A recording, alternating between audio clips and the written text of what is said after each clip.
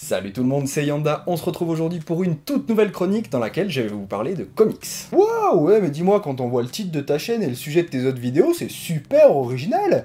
Et tu comptes nous faire quoi, un unboxing de ta collection? Alors non, pas du tout. Ah non, je sais, un tuto sur comment bien lire un comics. Non? Ouais, ok, donc en fait c'est encore une review. Non, non plus. Enfin, pas tout à fait. Je vais m'intéresser à d'autres aspects du titre, comme les messages transmis dans les thèmes abordés, le contexte de publication, certains points de l'histoire, etc., etc. Ah, et tout ça sans jamais être chiant. Ambitieux comme tentative. Plutôt oui, c'est vrai. En tout cas, c'est parti, soyez les bienvenus dans Au-delà du comics.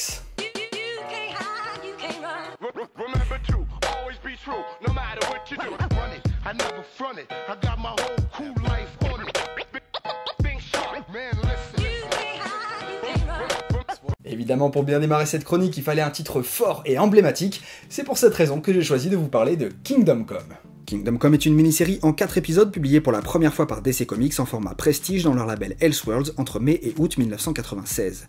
Au scénario, on retrouve Mark Waid, arrivé chez DC Comics en 1987 en tant qu'éditeur, co-créateur du label Elseworlds avec Brian Augustine. On lui doit énormément de récits comme par exemple Superman Birthright, Justice League of America année 1, Justice League La Tour de Babel, ou bien encore un run impressionnant et mémorable sur le personnage de Flash. Son travail sur Kingdom Come lui vaudra l'Eisner Award de la meilleure mini-série en 1997. Quant à la partie graphique, elle est intégralement assurée par Alex Ross, artiste hyper talentueux révélé sur la mini-série Marvels en 1994, et dont le travail sur Kingdom Come, en plus de lui rapporter 3 Eisner Awards en 1997, meilleure mini-série avec Mark Waid, meilleur peintre et meilleur artiste de couverture, va véritablement faire de lui une superstar des comics. Il enchaînera ensuite avec la série Uncle Sam chez Vertigo, avant de réaliser notamment chez Marvel des séries comme Earth X, Universe X et Paradise X. Et pour pouvoir vous donner un peu plus de détails sur le style particulier d'Alex Ross, j'ai demandé quelques précisions à mon pote Nicolas Martin. Merci Yanda, alors salut à toi. Ici on va donc parler du travail de Alex Ross. Et la première chose que tu dois savoir sur Alex Ross, c'est que cet artiste c'est une putain de tuerie. Concrètement, à l'époque, on s'inspirait principalement de Jack Kirby ou de ce qui se faisait au même moment. Lui arrive avec une inspiration basée sur l'étude des grands maîtres de la Renaissance. De plus, sa technique de la peinture, elle met tout le monde par terre. Bon, du coup, Alex Ross ce n'est pas juste une personne qui dessine ses pages, ou juste une personne qui peint ses pages. Non, c'est une personne qui peint ses pages de manière photoréaliste. Donc inutile de vous dire qu'avec ça, il éclate les codes graphiques du genre, et il impose son style par chaos. Bon, du coup son style, à quoi peut-on le reconnaître? Qu'est-ce qui fait que Alex Ross est Alex Ross? Eh ben, Alex Ross possède un style extrêmement similaire à celui d'un certain Norman Rockwell, un très célèbre peintre américain des années 20.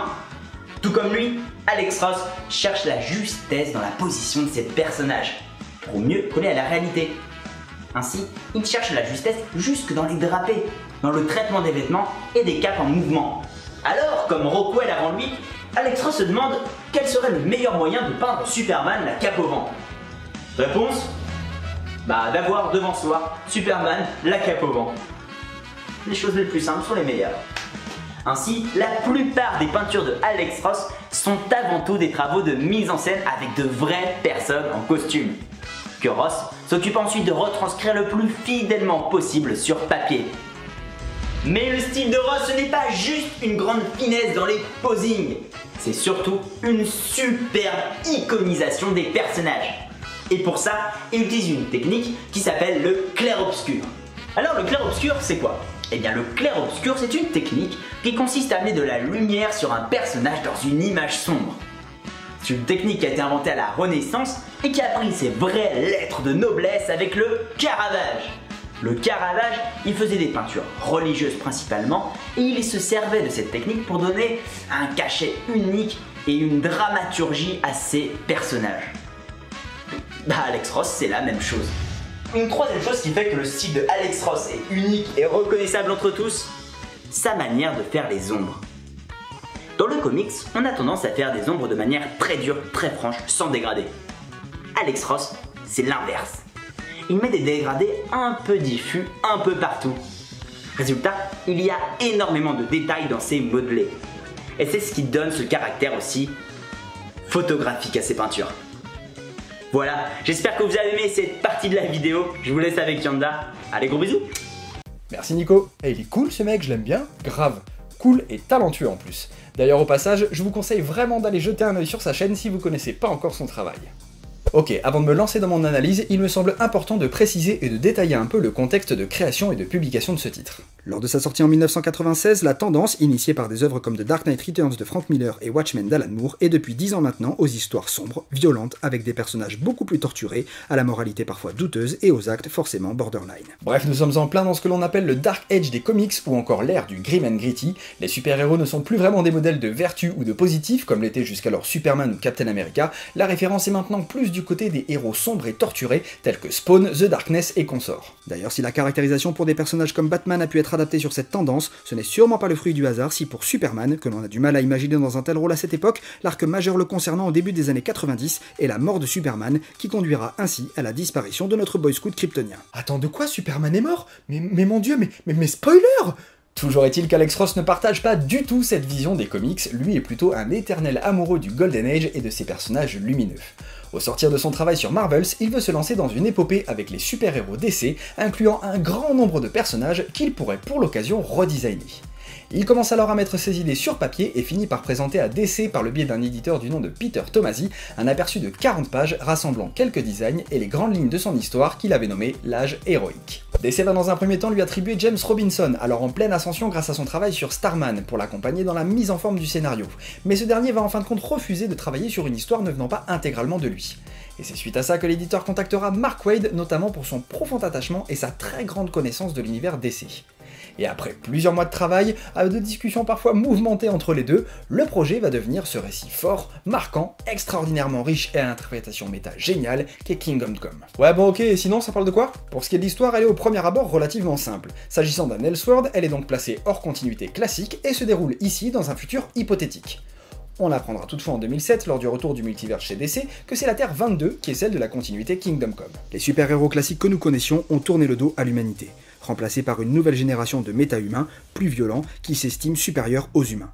Et lorsque ces héros d'un nouveau genre rayent entièrement le Kansas de la carte des États-Unis, Superman va devoir sortir de sa retraite pour rétablir la vérité et la justice coûte que coûte. Mais jusqu'où l'homme d'acier est-il prêt à aller ? Le pasteur Norman McKay, tourmenté par des visions d'Apocalypse, va recevoir la visite du Spectre, qui va lui proposer de l'accompagner et d'être lui aussi le témoin des événements à venir. Ah oui, effectivement, Yanda, ça a l'air super lumineux comme histoire. Mais comme j'ai dit que j'essaierai de pas trop spoiler, je préfère me contenter de ce pitch. Cela dit, évidemment, l'intrigue va évoluer au fur et à mesure de l'histoire. Et bien que ce point de départ fasse très vite penser au contexte éditorial de son époque, les jeunes contre les anciens, Kingdom Come est avant tout une véritable déclaration d'amour des deux artistes à l'univers DC et toute son histoire. L'œuvre comporte un nombre hallucinant d'easter eggs et de références à l'histoire de l'univers DC, dont voici juste pour le plaisir quelques petits exemples. Dans les premières pages, on peut voir Norman McKay passer devant un hôtel appelé le Seagull, en référence à Jerry Siegel, créateur de Superman. Toujours dans Kingdom Come numéro 1, cette image de Superman soulevant un tracteur est une référence indirecte à la couverture d'Action Comics numéro 1. Et d'ailleurs, dans Kingdom Come numéro 2, Alex Ross va réaliser un triptyque des couvertures de la première apparition de la Trinité DC, Detective Comics numéro 27, Action Comics numéro 1 et Wonder Woman numéro 1. Dans Kingdom Come numéro 3, on a le droit à une petite apparition de Batmite, cachée derrière Superman. Sachez à ce titre que la dernière version publiée chez Urban Comics propose en bonus des croquis d'un grand nombre de personnages apparaissant dans Kingdom Come, quasiment tous en fait, ainsi que les explications de toutes les références, nous offrant ainsi les clés du royaume. Au scénario, les deux artistes rassemblent un nombre impressionnant de personnages, la caractérisation impeccable. Les choix d'évolution pour les personnages classiques membres de la Justice League sont tout simplement géniaux, la réflexion est poussée jusqu'au bout, comme pour Flash ou Batman par exemple, et en complète adéquation avec cet univers. Tout au long du récit, on retrouve des questionnements sur ce qui définit un super-héros, la morale, la justice ou le pouvoir. Au dessin, ce que propose Alex Ross est tout aussi impressionnant de maîtrise, chacun des personnages bénéficie d'un design ou d'un redesign magnifique travaillé dans les moindres détails, et toutes ces planches sont d'une précision d'orfèvre.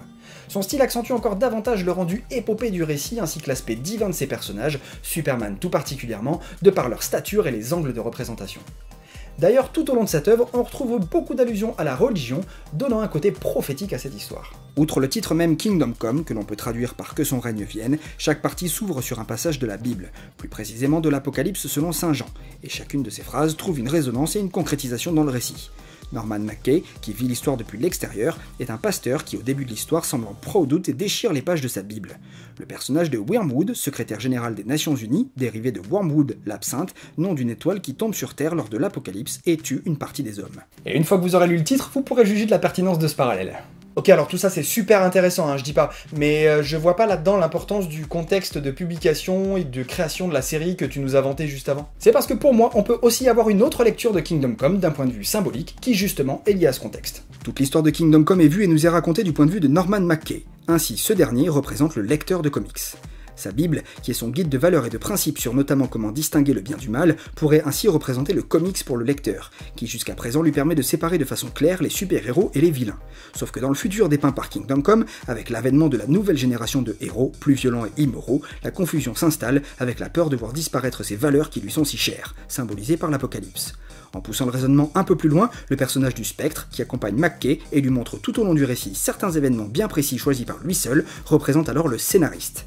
Chargé de déterminer les torts de chacun à l'aube du jugement dernier, il est lui aussi dans le doute par rapport à ce qu'il voit, et c'est pour cela qu'il vient chercher McKay, pour qu'il l'aide à prendre la bonne décision entre les super-héros classiques mais vieillissants de DC, symbole de l'âge d'or et d'argent, et la nouvelle génération plus sombre et violente qui leur a succédé, symbole du grim and gritty. Et donc au final ce sont ces deux personnages, le Spectre et Norman McKay, le scénariste et le lecteur, qui vont rendre un verdict commun.